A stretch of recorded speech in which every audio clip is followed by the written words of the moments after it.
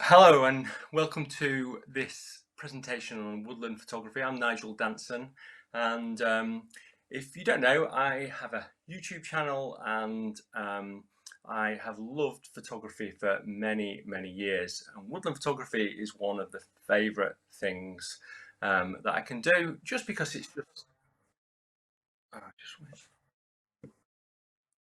So sorry about that. So what I wanted to do in this presentation is talk you through um, some top tips really for woodland photography and how that you can get the most out of woodland photography. So I've got a number of images to go through and just to talk you through the steps that I take in trying to find a composition, some of the settings I use, and then maybe just some other things that are useful if you're trying to get better at woodland photography. Okay, we're going to jump straight into it, and the first thing I'm going to talk about is composition. So in terms of composition in woodland photographer, it's often difficult. People struggle with woodland photography. I started off in my sort of venture in photography probably over 30 years ago now, and I tended to do mostly sort of big vistas, landscapes, where you could see the mountain, the waterfall, and it was fairly obvious what you were taking, and it was the step to get into it was fairly easy. Whereas within woodland photography, it's a little bit trickier. It's obviously very messy. There's lots of things going on, and you can struggle sometimes. So there's a few top tips for just trying to get your first woodland photo, and the first one is finding a character. So here, this is Groot. So he's a character in a woodland that I go and shoot quite regularly. I wasn't the first person to find him. Somebody actually showed me where he was, but obviously, having a tree like that makes a fantastic sort of centerpiece for a woodland shot. And it can be the easiest way to really get into woodland photography is find a character. And if you look at this shot here, this is, it doesn't have to look like a person. This is just a broken tree. This is a thing in Padley Gorge in the Peak District, and there's a river running through there. And then this tree is a tree that I've walked past many times, and I waited for the right conditions. It's sort of a foggy autumn morning, the perfect conditions for doing landscape photography. And I focused on this broken tree because to me it sort of told a little bit of a story. I was attracted to the character of the tree, but then the other trees sort of complemented the scene. I felt that these other trees were almost like grouping round this broken tree, trying to protect it, and be able to tell a story around that tree is a really good idea as well. So that's a good thing to do in composition. Find a character. This is another one here. This one's called Great Grandad. So this is a fantastic oak tree that's obviously really old. And in this case, I've just created a portrait of the tree. So all I've done is I've just focused on the tree and nothing else in the scene. And what I've tried to do is simplify that as much as possible. So I've taken away any distractions in the scene and just focused purely on the tree. And by putting the tree in the center, I'm sort of making my intentions known to the viewer, really. What I'm saying is this tree is the absolute center of attention of this shot. Even though it's pretty obvious anyway, I'm making it even more obvious by putting it in the center. So this is another one here, which is, I just wanted to show you this because it's just a fantastic character. I've not actually named this yet. So I need to come up with a name for him, but he's a series of black and white shots that I did in Fennell Forest in Madeira, which is this ancient laurel forest, and this was about 1,000 meters up in this cloud, and it was just magical, really. But yeah, found him, and I had him as the center, him or her. Well, I don't know what it is, but him or her is the center of the shot. So yeah, that was good. The next thing, once you've found a character, is you've got to think about positioning. So you've got to think about where you're going to position that character or the tree that you're trying to shoot, or maybe there's a couple of characters. And that's really important in woodland photography, because unlike landscape photography, where you could probably move left or right a little bit and it probably is not going to make as much of a difference, with woodland photography, just a few inches can make a huge difference. So you've got to think about that. You've got to think about positioning and how you position yourself. And you can see in this shot here, this tree that's just sort of fallen down here, I've positioned it so it sort of goes into the gap between the stones on the floor. And by doing that, it just creates something it doesn't jar with the viewer, so it makes it easier to look at the shot from the viewer's perspective. So this is the next one that I just talked about, different, and I just carefully placed that element.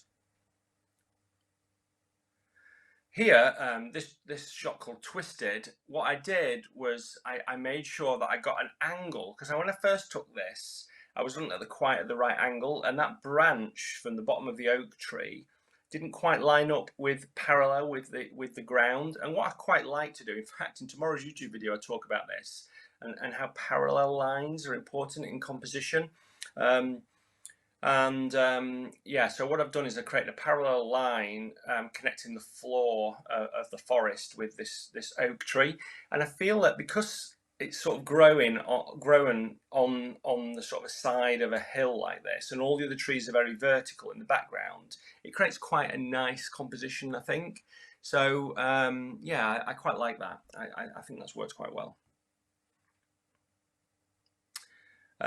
Again, this was important. This was another one from Fennell Forest in Madeira, and in this one what I wanted to do was just make sure that the foreground tree was in a place where it's sort of hugging this group of trees behind, and then you can see through these three trees in the midground there's one in the distance, so you sort of go from this foreground tree to these three midground trees and then all the way through to the background tree. And it was quite interesting in this forest because if you've seen other photos from there, you think, oh, this is just the most amazing place to photograph. And I spent probably, I don't know, 20 hours there photographing, and it was so hard. Even though it looks so amazing, I found it very difficult. But eventually, when I just spent more time just looking and less time just messing with my camera, compositions did sort of present themselves to me. So that was really helpful. Yeah, this is another one where I aligned the trees. Pebbles helped here, my dog. She just ran into the scene and she just sat down in the composition as well. This is a shot that's in my book Woodlands, which is now available. Quick plug. So yeah, this is two oak trees, and what I tried to do was align the branches of the oak trees. So the first tree had this branch that was sticking out, and I wanted to make sure that the branches stuck out on the first tree and then went up. It didn't go up on the background trunk. So that was really purposefully managed how that lands, and I think that just creates this sort of nice feeling between these two oak trees. So the next thing, when you have got your character, you've got the positioning, maybe what you want to do is try and tell a story. And I think woodland photography just is so good at allowing you to tell a bit of a story. It might be like this one here where you've got this twisty oak tree and this straight birch tree. And this is a story of what I see as these two different characters coming together in the woodland and maybe having a chat. But you think to yourself when you see this how different those two trees are. And I feel that it's quite good that I've got the birch tree just going through the frame. So your sort of imagination thinks, well, I wonder what happens to that birch tree. What's above the birch tree. So you don't always have to have all the tree in. In fact, in this particular case, I've only got bits of trees in. I've got most of the oak tree, a bit of the birch tree, and then a tree in the background. So this one is called tree hugging. So this is I keep changing the title of this one, to be honest, because I'm still not 100% sure about it, and I want to go and retake this photograph because I feel like there's something really special there. But I think the title can help the viewer. And in this one, it is about these two trees, in my view, having a hug. You know, I think it's really interesting that there's these two trees growing so close together. But I also feel that the branch of this one tree sort of reaches out as well. I actually talk about this image as well in my video tomorrow, which is just such an interesting set of two trees, and I think you know, for me, it tells a story. I create this story of these two trees coming together and having a hug. Maybe they've not seen each other for a while, although they probably don't move very much. Yeah, but what you want to do with a photograph is make somebody think. That's what I'm trying to say, really. It's important to have a story and try and make somebody think, and a title can help that. Okay, then the next one is called Alone. So this was not so much woodland, but trees, I suppose. So I've got a few different sets of trees. I've got groups of trees in the background, and I've got this one tree on the side of the lake. And I feel like this is a bit like how I feel when I go and do landscape photography. I'm very often alone, and it's very peaceful, and I love it. And I feel like this tree is probably loving just being there and just enjoying the peaceful nature that you get with landscape photography. So yeah, so that's that. I really like that shot. It's one of my favourites. And then this one is called the Fennel family. So again, another one from the Fennel forest in Madeira, and this reminds me so much of my own family. So me and my wife have got 3 kids, and they are teenagers now, and my daughter is probably out in front. So this to me just seems like my family. So it was just this perfect set of trees that I kept walking past when I was in the forest there. And again, it just helps the viewer. You know, calling it the Fennel family, you just immediately think the parents are there, and then the children in the background.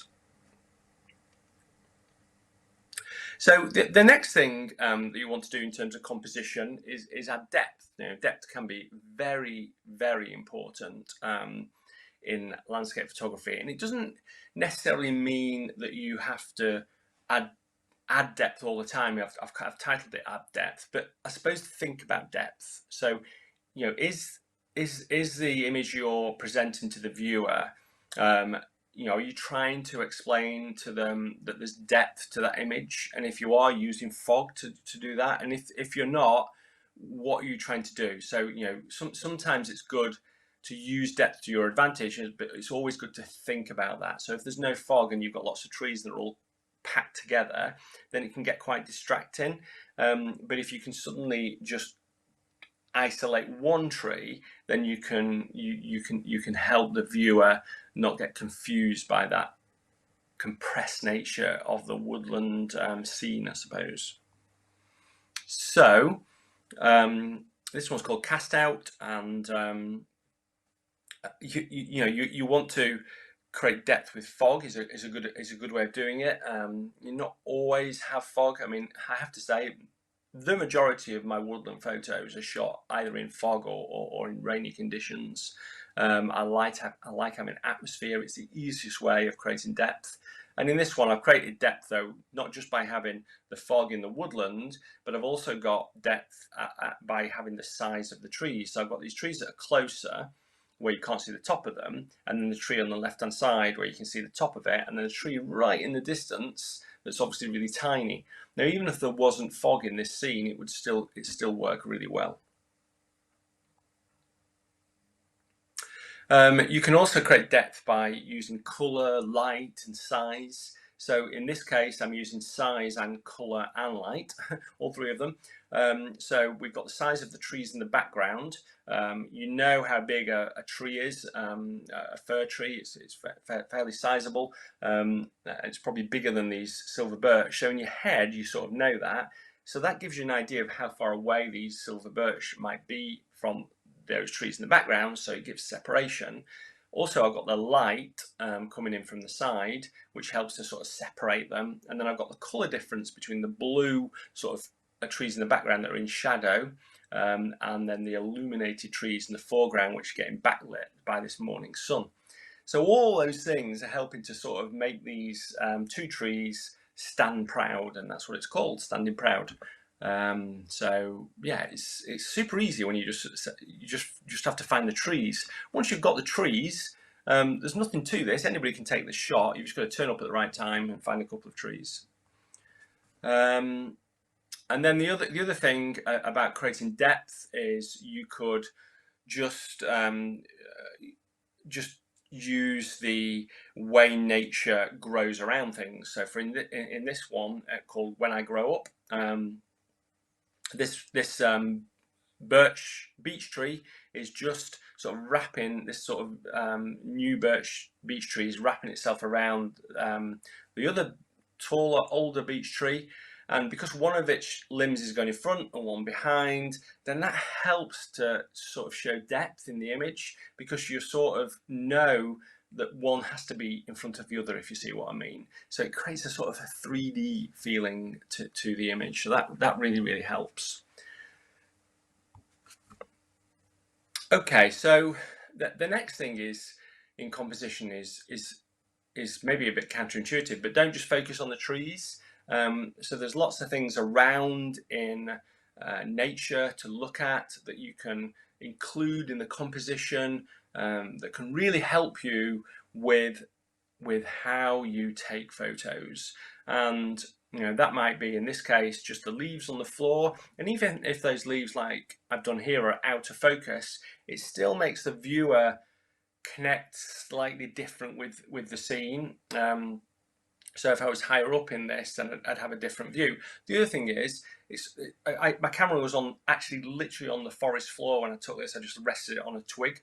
And by shooting through the leaves and having this really low field of view, it just creates a very different feel to the image. So try and think different things, not just focusing on the trees, but focusing on where you place the camera is a really good idea. So on to the next one.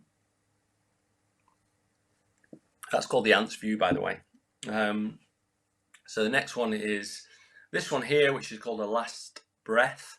And this is all about these ferns, and ferns are such an important part of woodland ecosystem, and I just love ferns. They're one of my favourite things to photograph, because they start off as these green shoots and then they go into this sort of rich green colour, and then they die away, and as they're dying they have these sort of multitude of rainbow of colours in the forest, and they're just so amazing to photograph. And then eventually they have this auburn colour, and then they almost die down. You wonder where these massive ferns have gone to, and then we start the whole year again. So I feel that any photograph that, you know, where you've got something that's part of the forest, then it's good to include that in the actual composition. So in this case, I really liked the fact that these ferns were just at the point where they were just going to flop over and die, but they weren't quite there. And so I call it A Last Breath. But I like the composition of these ferns in the foreground. So I had these in the foreground, and I purposely created a slight diagonal that sort of separated them between the ferns in the foreground and the trees in the background. Because I think if it was a definite straight line, it might not quite work. It'd look a little bit like two images. And then I've got these old birch trees in the background, and again they've just got the last remnants of leaf on them. So it looked absolutely fabulous. And again, a little bit of fog added, and that magic ingredient just creates something a bit special. And then the next thing to talk about is cropping in on an image. And in any photography, cropping an image is so important. It can't be underestimated just how important the crop is, really. But in woodland photography, you can create different perspectives and different types of view on an image. So for instance, in this shot here, this is an image that I cropped in purposely to make it look like the viewer is sort of floating in the scene. So I've gone quite high on my tripod and tried to shoot sort of into the forest, and I've purposely not had any forest floor or not had any sky, and then I put this central fir tree that, right in the middle, and I feel that this creates a sort of floating feeling in the forest. It's quite nice. I quite like it. And then I also created a sort of more blue color to the image as well, just to emphasize that sort of floating feeling, I suppose. And by cropping this really quite tightly, it's made something that's just a little bit different. And actually, it was quite a boring woodland, this, and there was nothing particularly spectacular about it, but just creating something cropped in creates something a little bit different. So cropping is a good way of being a little bit more creative, really. And on to the next one, which is this one called Medusa. And this was, again, I was walking with Pebbles in the snow just before Christmas. Pebbles is my dog, I've already mentioned. You've seen Pebbles, that's good. So Pebbles and me were walking in the snow. She was covered in snow. It just sticks to a fur and she turns into a snow dog, which is so funny. But we were walking through the woodland, and I purposely had on a longer lens where I just was trying to pick out details. It's a really good idea, that. It's just trying to pick out details in the woodland and trying to observe it in a little bit of a different way. It's quite hard to do sometimes because you sort of, we naturally have this quite wide vision, so we see lots of things, and our provisional vision's even wider. So putting a long lens on and just trying to pick out details is a good thing to do in woodland. And yeah, I just had this twisted tree, and then I tried to frame it with these other oaks, and it seemed to work out quite well. And then the snow just added that sort of 3D element to it, so that created the depth to the image, I suppose, because the snow hitting the side of the branches, the side of the trunks, just creates a 3D element to the surfaces. So that's Medusa, and this one's called Different. So again, by just going in quite tightly and cropping in quite tightly, then you can create something that's a little bit different in the image. And in this case, I've just cropped in to this twisted tree that's just going through these very straight fir trees in the background. There's nothing much else to this, really. It's just about observing and just trying to find something that you can crop into. Just put your 70 to 200 lens, or in my case, the lens I use all the time at the moment is my 24 to 200, where I can just go and use any focal length, which is really good. Okay, the next one is all about conditions. So we've moved on from composition now, and we just need to talk a little bit about conditions and what type of conditions you might be able to shoot woodland in. Well, there's obviously the best conditions, and those best conditions are without a doubt fog.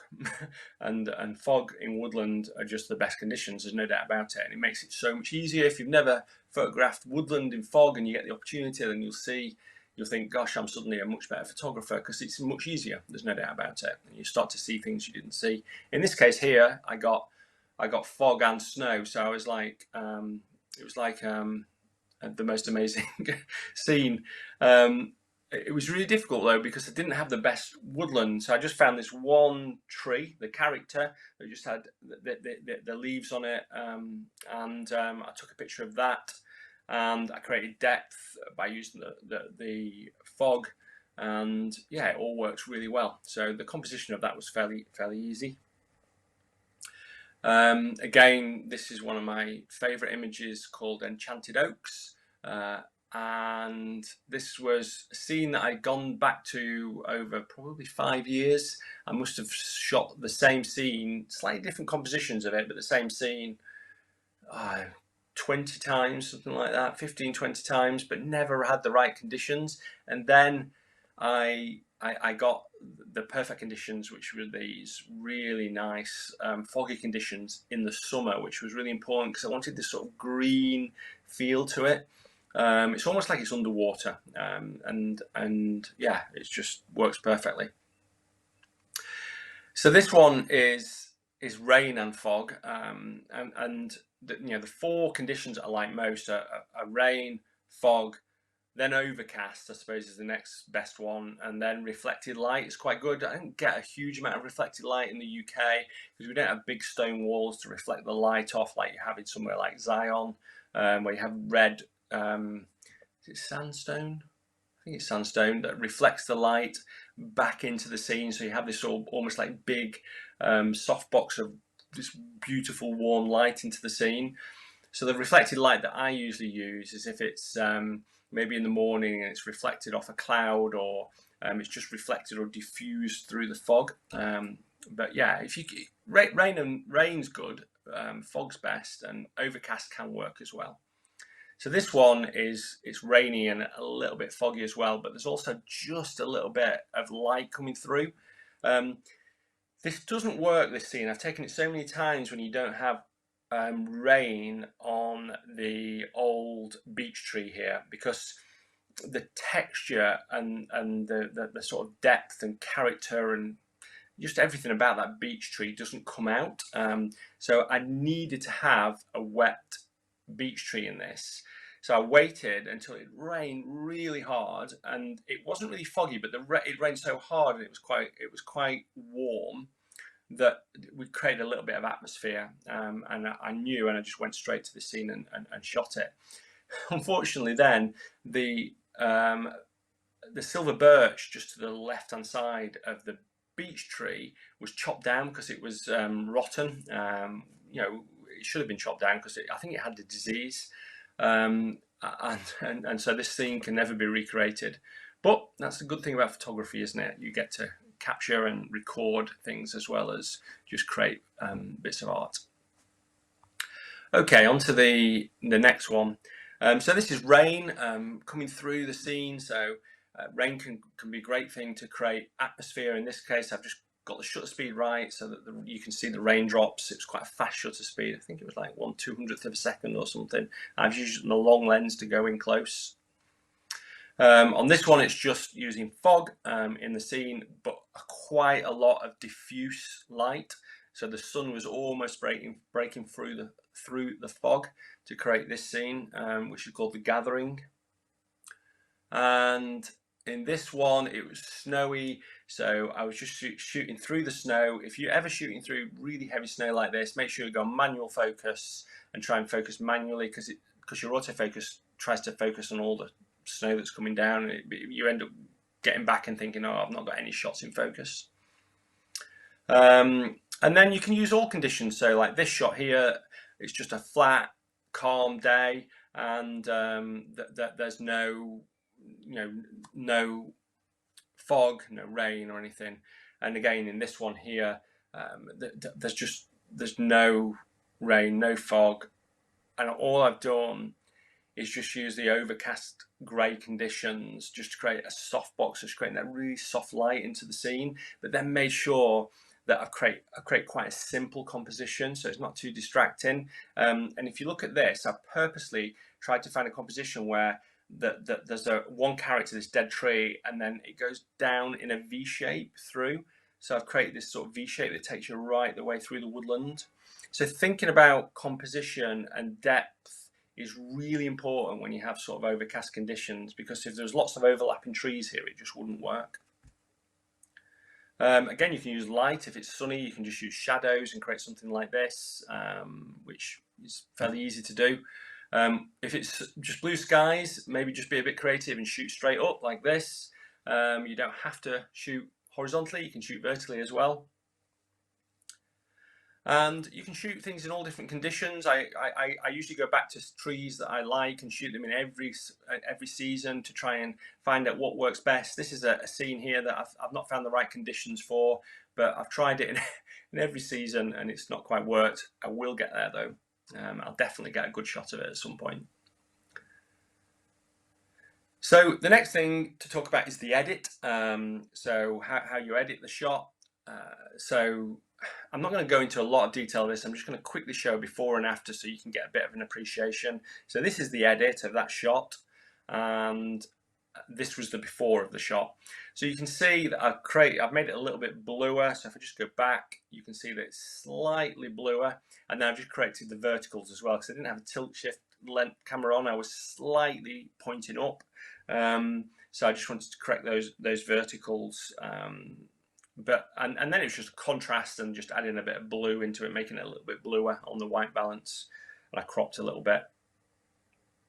And in case of this one, this was I don't even know whether that's the edit or the before. Oh yeah, that was the before. That's the edit. So this is the edit, and I've just brightened it up really. I probably underexposed the actual image, but this is the before. So all I've done is probably just a tiny bit of a curve on it where I've just brightened some of the shadows and I've cropped in a little bit. I wanted to take away the distraction of those bright areas at the top as well, so I just balanced those bright areas with the brighter areas lower down by just using a luminosity mask with a radial filter in the middle of the image. And if you don't understand what I mean by that, just search radial filter on my YouTube channel and you'll find a video on it.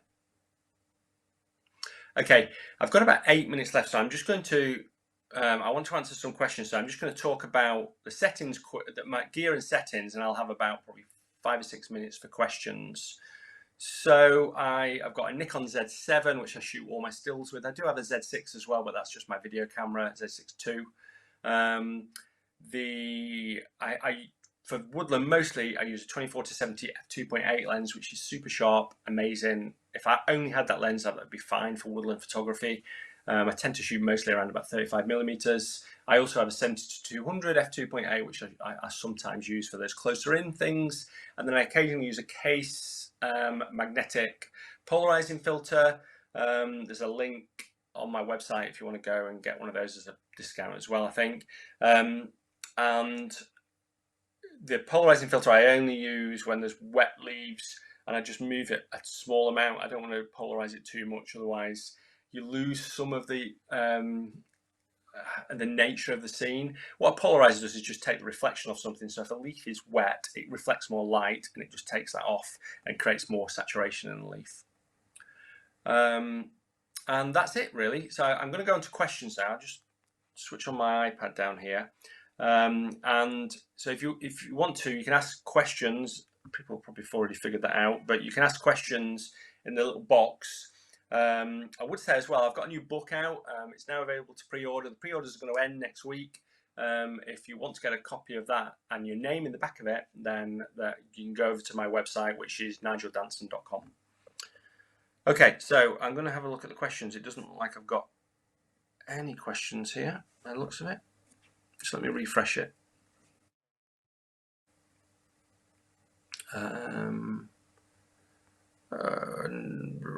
No, I can't see any questions.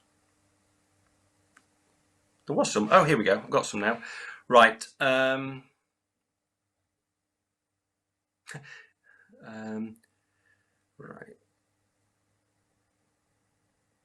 Okay, so somebody's asked, do you use live view or through the eyepiece to compose?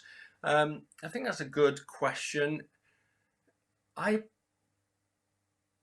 usually compose with my phone, if I'm honest. So most of my initial composition comes with my phone because it's a nice screen. I can just move around like that.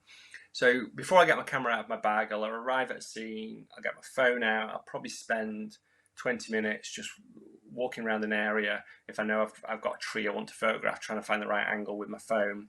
When I eventually get my camera out and think it's roughly about the right place, I'll put it on a tripod and I'll look through I'll look at the screen really. I might, if it's bright or I just want to disconnect myself from the environment, I might look through the eyepiece as well, but probably 80% screen, 20% eyepiece.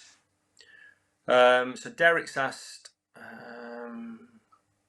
what white balance I use in Woodland.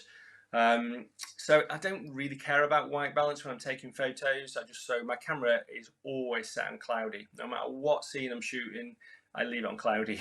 The only time I change my white balance is if I'm shooting the aurora, when I'll drop it because I just don't want it to look horrible when I've taken a photo and I get depressed. Yeah, I'll just leave it on cloudy, and then I just adjust it when I'm back in Lightroom. And I never adjust it based on anything but creativity. If I think it looks right, that's fine. I don't want to, I just want it to look good. That's all I care about. I don't want it to be necessarily true.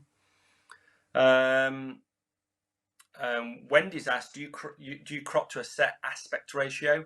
No, is the answer to that. I think I'm quite unusual in a landscape photographer that I don't do that. I crop what looks right. I never use a set aspect ratio. So Simon's asked about impressionist painters, and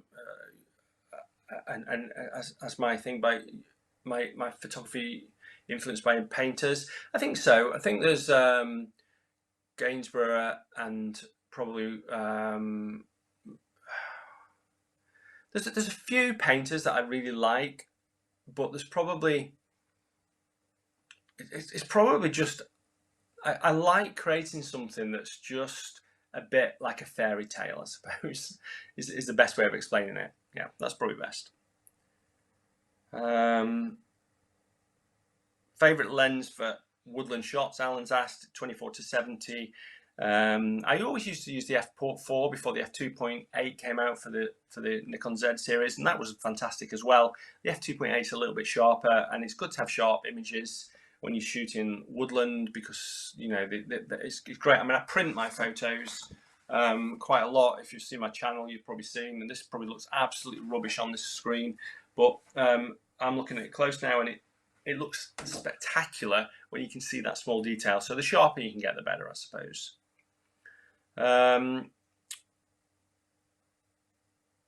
Okay, so Diane's asked about sunlight streaming through the leaves. Do you ever go out and get that effect?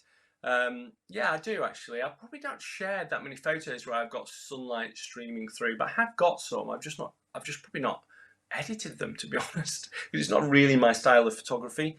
But we do get that, and I do shoot it, and I think it's a great thing to shoot in woodland. So Mark said, do you try to avoid overlapping tree trunks with a group of trees? Yes, I do. I think that's really important. I wouldn't say, just like with anything, I don't think there's any rules. So you can always break rules. So I hate the rule of thirds, because it's just, you don't have to put something on the intersection of the rule of thirds, but it can look good. So it's good to know these things, but always be willing to break them as well. But I find that tree trunks tend to look better when they're separated a little bit. What lenses would you recommend for woodland photography? We've mentioned that, haven't we? So I won't go over that again. Right, sorry. Peter, have you shot in Suffolk? Nope, I haven't shot in Suffolk. Paul, any tips for shooting bluebells? Don't stand on them because they're damaged really easily. Yeah, so be careful when you're shooting bluebells. Try and stick to the paths. And my top tip for bluebells is definitely fog. I find that I've shot a lot of bluebell woodlands and I've had a lot of failures. So you need a good carpet of bluebells where there's not a lot of mess. So a beech tree forest is often the best. If you have too many trees, it doesn't look great. If you can find one either old oak tree or a beech tree in the middle of a woodland blanket of woodland, that can of bluebells, that can look really fantastic. So that's probably my best tip. 1 minute. Okay, I'll have one more question. Quick. Okay, Leon, why do you use Snapseed on your phone rather than Lightroom Mobile?